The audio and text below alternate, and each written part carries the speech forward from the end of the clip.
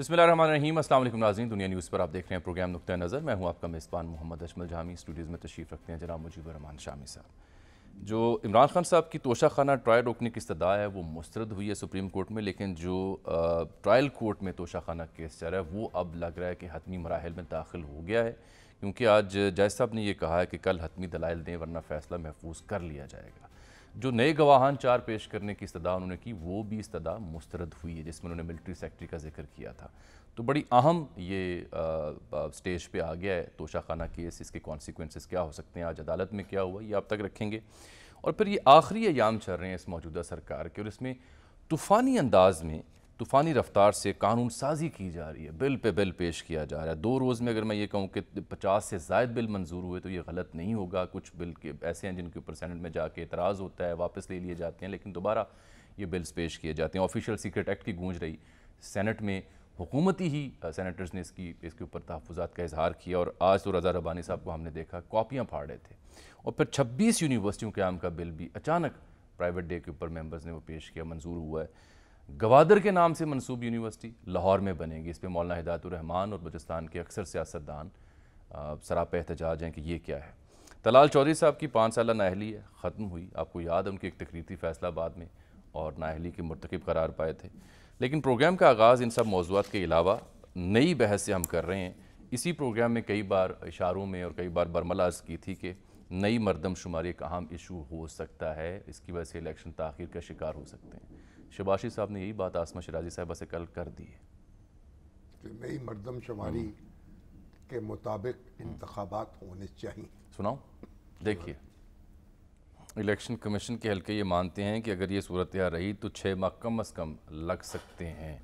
شامی صاحب، اس میں خواجہ آصف صاحب نے 17 جولائی کو آسمہ شیرازی صاحبہ سے بات کرتے ہوئے یہ کہا کہ لاہور کی آبادی کم ہو گئی ہے، یہ جان بوجھ کر کیا گیا، یہ غلطی سے، اسے ٹھیک کرنا لازم ہے۔ اور بلوچستان کو بھی کچھ ایسے ہی تحفظات ہیں، ایم کیو ایم کو بھی کراچی اور حیدرآباد کی مردم شماری پر تحفظات ہیں، یہ درست کرنا ہوگا۔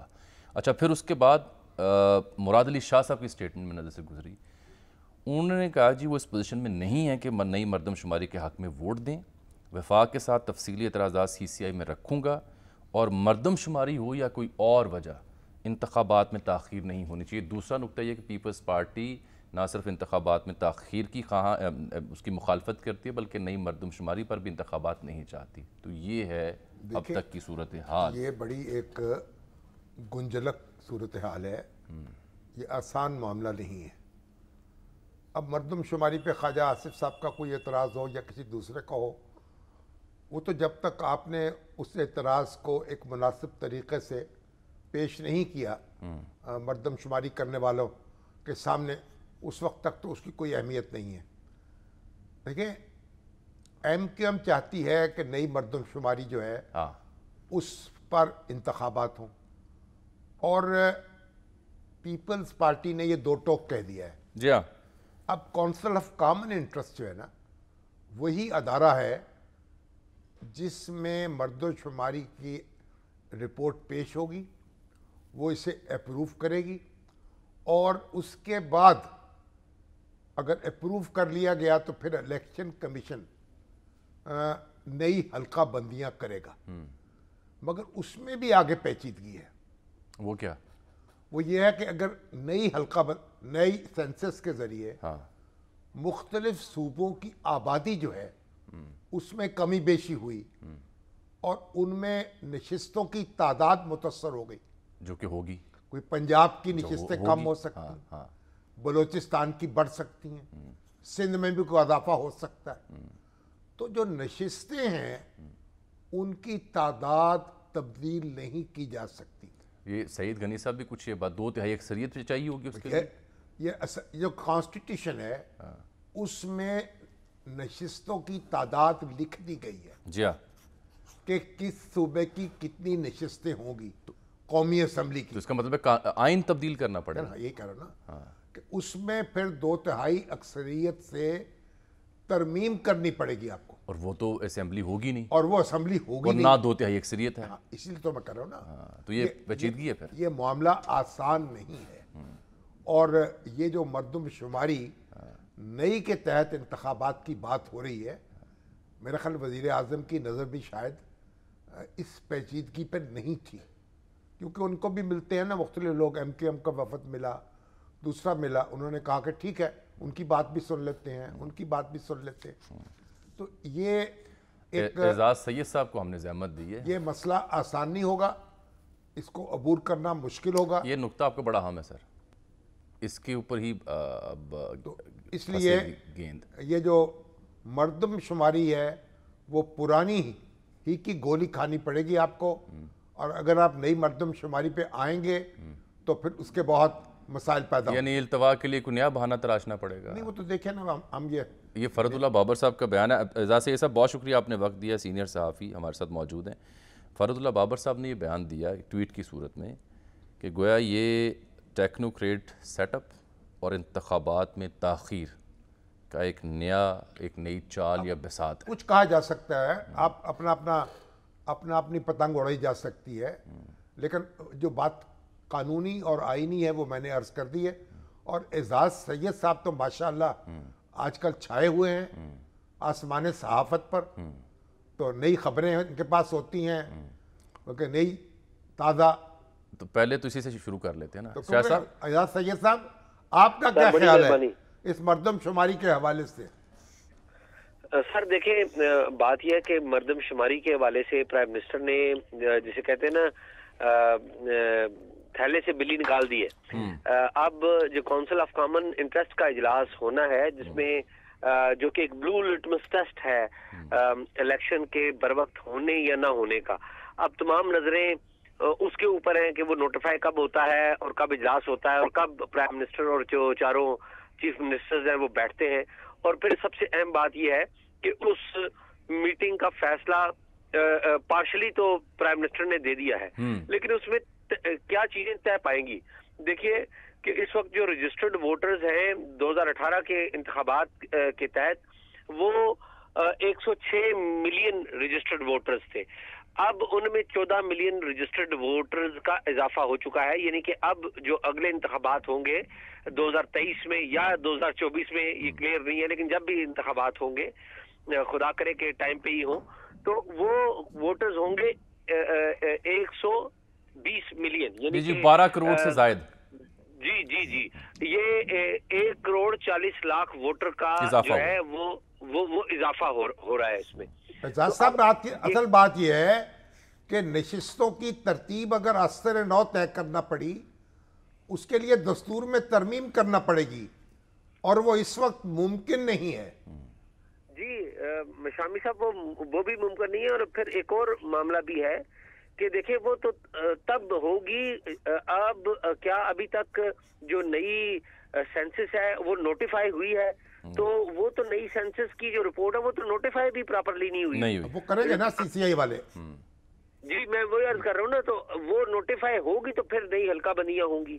تو یہ معاملہ تو یوں کا تو ہی ہے. اور نئی حلقہ بندیوں کے لیے آپ کو پتا ہے 4 ماہ کا ٹائم ہے، لیکن 2 ماہ تو اس کے اعتراضات دور کرنے میں بھی لگے گا، تو کم از کم 6 ماہ تو لگتے ہیں اس میں بھی. 6 ماہ یہی اصل میری میں تو اسسمنٹ جو بھی تھی. آئینی رکاوٹ ہے وہ بھی دور نہیں ہو سکے گی.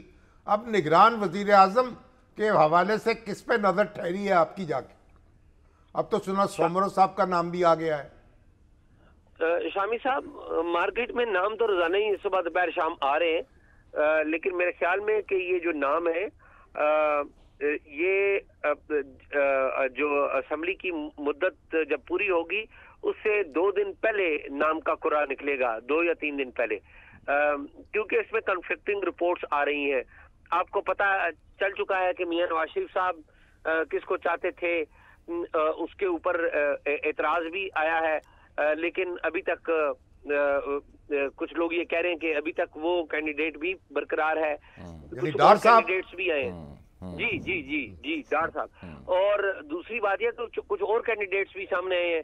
محمد میاں سومرو کا نام آپ نے لیا، ڈاکٹر عشرت العباد کا نام بھی آیا ہے، اور کچھ نام بھی مغالطہ تو نہیں لگ رہا کہیں ڈاکٹر عشرت حسین سے تو مغالطہ نہیں لگ رہا؟ نہیں عشرت العباد صاحب کا، عشرت العباد صاحب کا ہی نام، جو کہ گورنر تھے سندھ کے.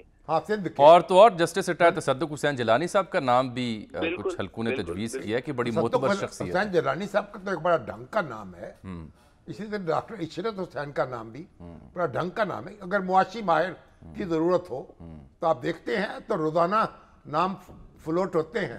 एजाज साहब, क्या ये बात ठीक है कि इसमें जो कंसेंसस है बिटवीन टू मेजर पार्टीज यानी नवाज शरीफ साहब और जरदारी साहब, वहाँ भी कंसेंसस नहीं है, वहाँ भी इख्तलाफ पैदा हो चुका है, बजाय इसके कि हम उस इख्तलाफ की बात करें जो मुक़्तदरा या सियासतदानों के बीच होना है या हो रहा है?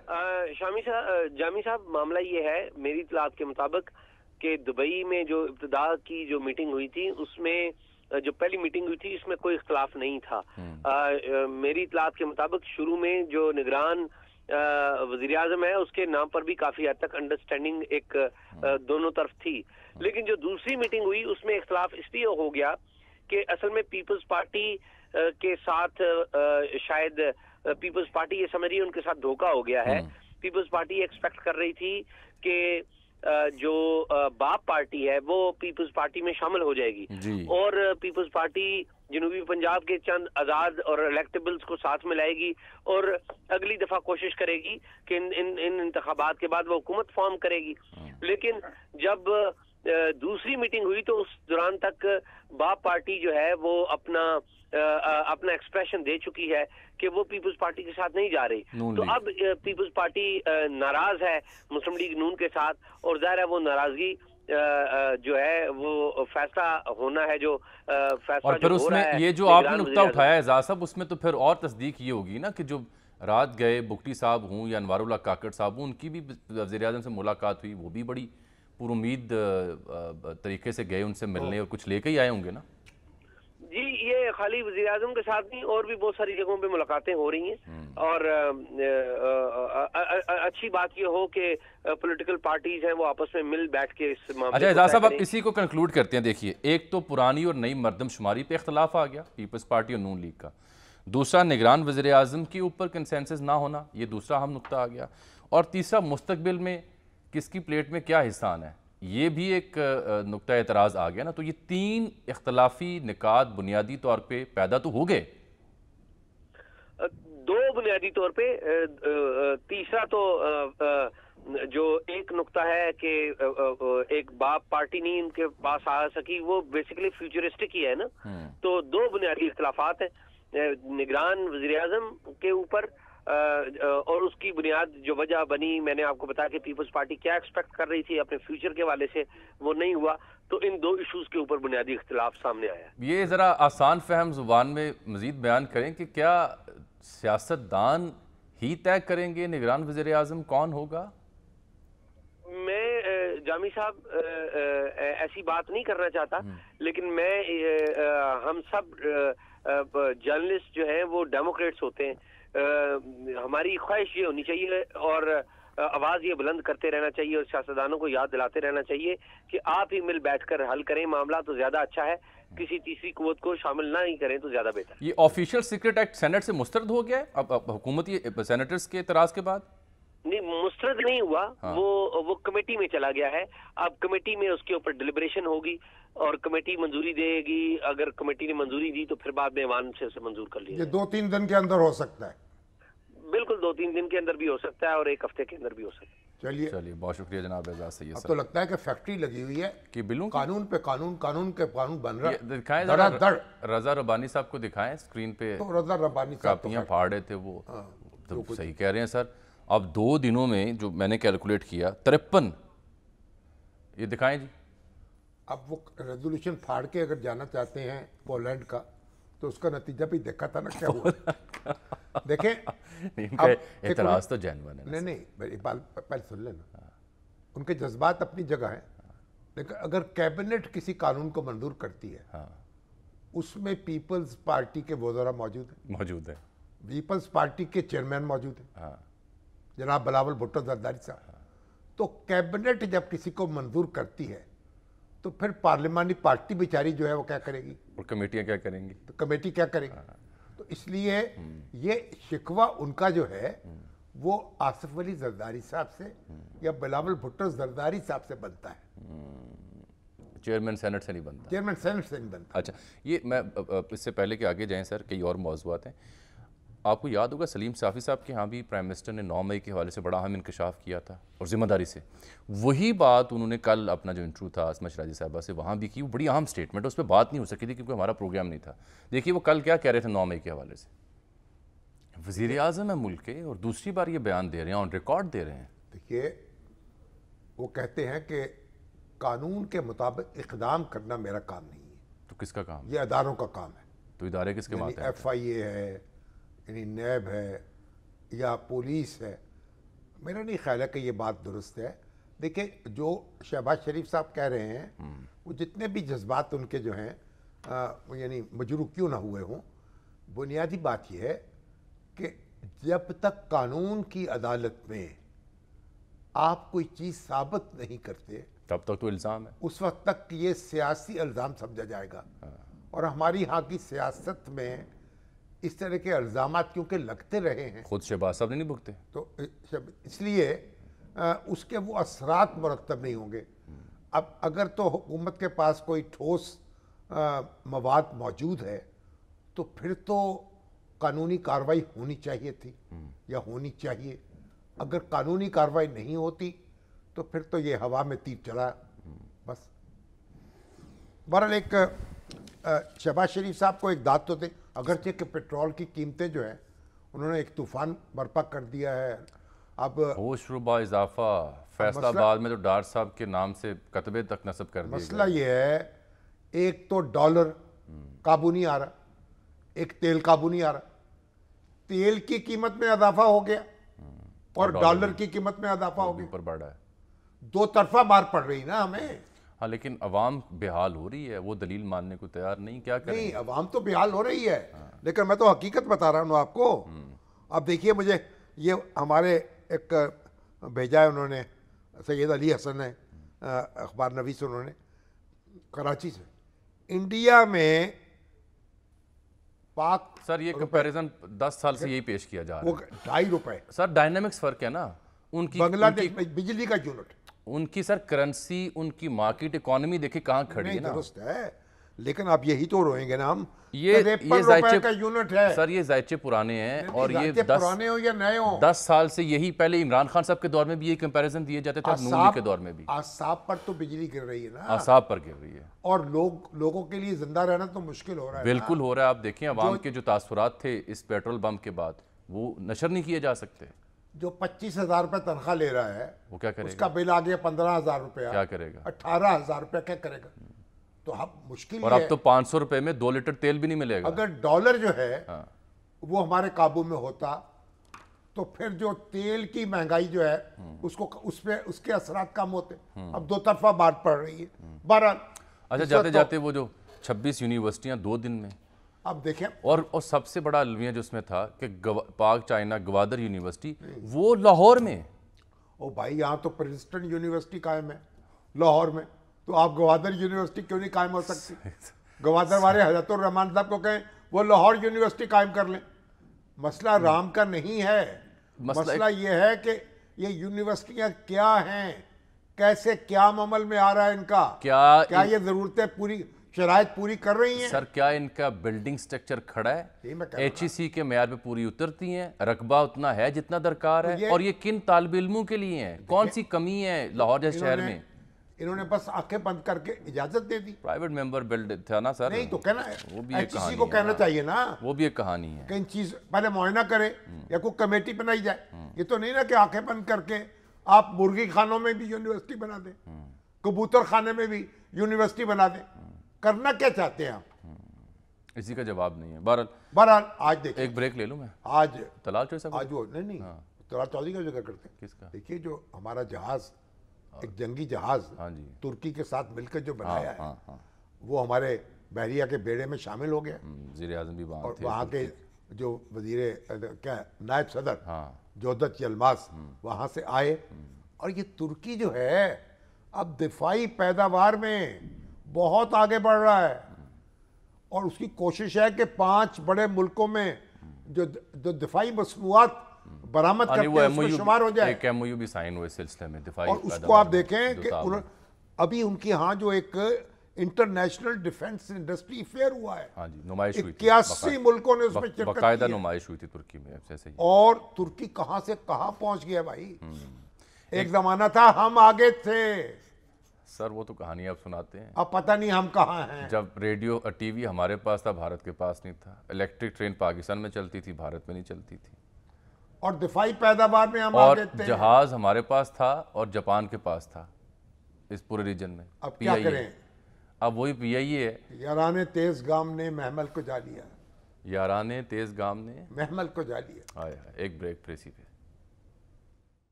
वेलकम बैक नाज़रीन। शाम साहब, ब्रेक से पहले तलाल चौधरी साहब का आपने जिक्र किया। बिलाखिर उनकी 5 साल नाअहली ख़त्म हो गई है और ये 2018 का वाक़या फैसलाबाद का एक जलसा था, तकरीर कर रहे थे। तो एग्जैक्ट जुमले आप सुना दूँ क्योंकि ख़त्म होगी नाअहली, ये अभी भी बंदी है? नहीं, बड़ा मोहताज जुमले थे। उन्होंने कहा था कि पाकिस्तान की आला अदलिया में फ़ौजी आमिर के अबूरी आइनी हुक्मनामे पर हलफ लेने वाले बुत बैठे हैं। अदलिया को इनसे पाक ना किया तो नाइंसाफ़ियों का सिलसिला जारी रहेगा। 3 रुकनी बेंच ने फिर 63(1) के तहत तौहीन अदालत का मर्तकब करार दिया था। दानियाल अजीज, जी हाँ, उनकी भी नाअहली ख़त्म हो गई आज। वो तो बेचारे वो एक्सीडेंट बड़ी में ज़ख्मी हुए बाल बचे थे। और बाल बचे, और अभी तक उनके मामूलात बहाल नहीं नहीं, बिल्कुल नहीं। काफ़ी गहरी चोटें उन्हें आई थी। शफा दे और वो दोबारा मैदान सियासत में सरगर्म हो सके। देखिए, तलाल चौधरी साहब के लिए लोगों ने बड़े पैगामात दिए हैं, ख़ुद उन्होंने भी इज़हार ख्याल किया है। नवाज शरीफ साहब ने भी दाद दी है, कहा है कि उनके साथ नाइंसाफ़ी हुई और फिर ये कि वो उनको सज़ा दी गई। उन्होंने कहा नवाज शरीफ से वफा की। अच्छा। और ये भी कहा उन्होंने, तलाल साहब ने, कि साकिब निसार मुझसे कोई बयान लेना चाहते थे, हाँ, मरियम के और नवाज शरीफ साहब के ख़िलाफ़।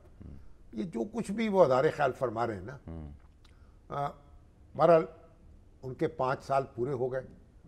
अब वो इंतखाबात में हिस्सा ले सकेंगे, उनको मुबारक हो। लेकिन एक बात मेरी पल्ले से बात ले, ये आपके तलाल चौधरी साहब को मशवरा देने हाँ लगे? वो क्या? दोबारा उस तरह के अल्फाज अदलिया के बारे में जुबान पर ना लाएं। अदलिया के बारे में एक एक लफ्ज जो है सोच कर बोलना चाहिए, तोल कर बोलना चाहिए। आपको तलाल साहब से उम्मीद है? अगर ना महंगा पड़ जाएगा। पड़ा तो 5 साल भुगते हैं ना। कानून जो है उसमें ये लिखा हुआ है, अदलिया की तौहीन पर 5 साल की नाअहली हो सकती है, और हुई है। यूसुफ रज़ा गिलानी साहब ने तो खैर हुक्म अदूली की थी, खत नहीं लिखा था, खत नहीं लिखा था। उनके साथ भी ये मामला हुआ और इन्होंने तो धुआंधार तकरीर की थी।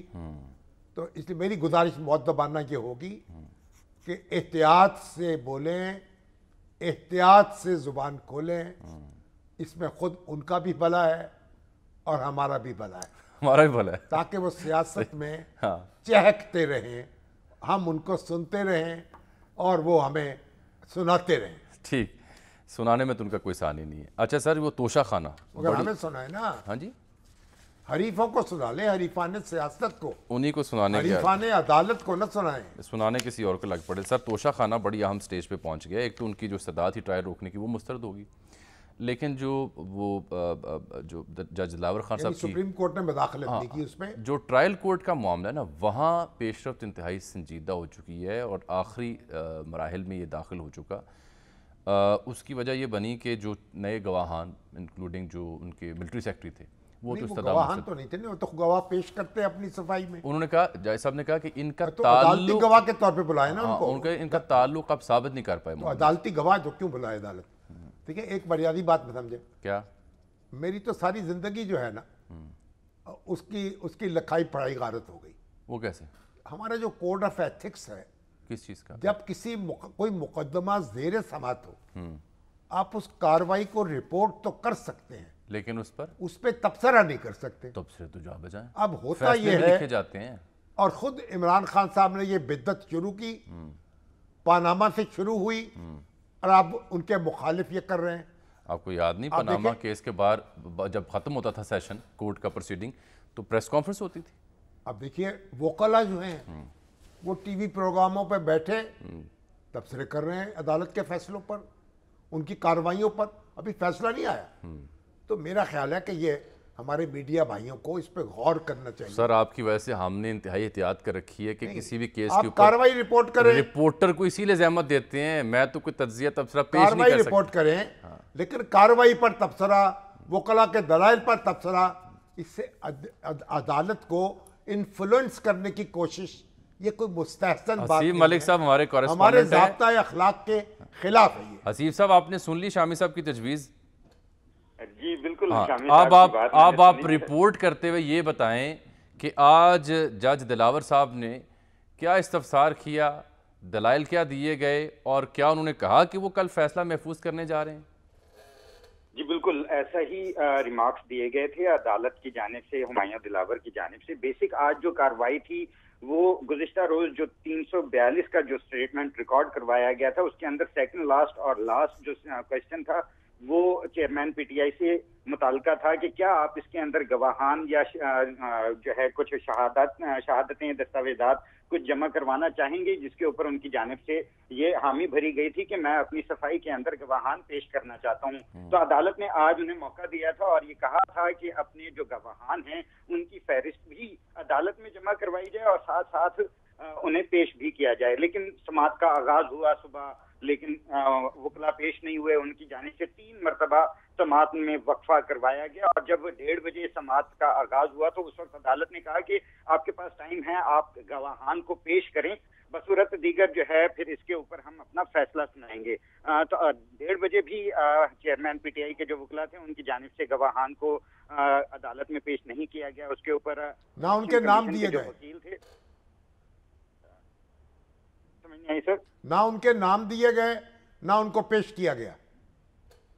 نہیں، نام تو دیے گئے، اچھا، اور 4 یہ نام تھے جو دیے گئے تھے، اور اس کے اندر الیکشن کمیشن کا یہ جانب سے بیسک جو اعتراض تھا وہ یہی اعتراض تھا کہ جو یہ 4 گواہان ہیں ان کا ایک تو تعلق پی ٹی آئی سے ہی ہے، دوسرا یہ کہ جو ہے نا وہ ٹیکس ریٹرن سے متعلق اور ٹیکس کنسلٹنٹ ہیں، جس کا اس کیس سے کوئی تعلق نہیں بنتا، کیونکہ جو یہ کیس ہے وہ فارم بی کی حد تک ہے، جبکہ اور بیان حلفی جو کہ جھوٹا جمع کروایا گیا ہے بقول الیکشن کمیشن کے وکیل کے امجد پرویز کے، کہ یہ اس کی حد تک جو ہے یہ کیس ہے، ٹیکس ریٹرن کی حد تک یہ کیس نہیں ہے۔ تو جو گواہان کی لسٹ جب گواہ پیش نہیں کیے گئے تو ان کا یہ حق ساقط ہو گیا کہ اب وہ گواہ پیش کریں۔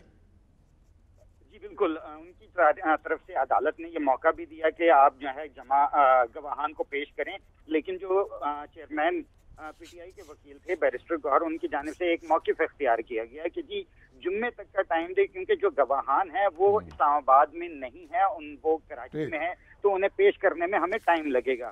لیکن عدالت نے باقاعدہ طور پہ یہ کلیئر کہا کہ آپ گواہان پیش کریں، نہیں تو پھر جو ہے اس کے اوپر ہم فیصلہ کریں گے۔ اب یہ ہے کہ عدالت نے کل حتمی دلائل کے لیے فریقین کو طلب کر لیے ہے، اور باقاعدہ یہ عدالت نے ریمارکس دیے ہیں کہ کل حتمی دلائل دیں، اگر حتمی دلائل نہیں دیے جاتے تو بھی میں فیصلہ محفوظ کر لوں گا۔ تو یہ آخری سٹیج ہے جس کے اوپر آج توشہ خانہ کے اندر یہ کاروائی ہوئی ہے، اور کل کا دن اپروکسیمیٹلی لگتا ہے کہ جو ہے حتمی دلائل دونوں طرف سے جتنے بھی تاخیری حربے تھے اب وہ ناکام ہو گئے۔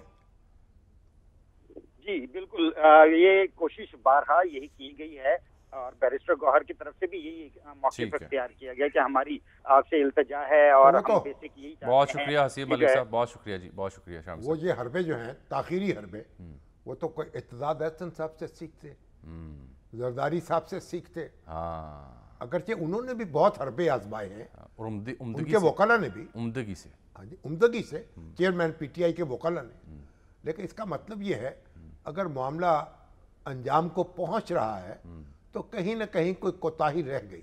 دیکھتے ہیں کل اور پرسوں کیا ہوتا ہے عدالت میں۔ ایک بریک ناظرین۔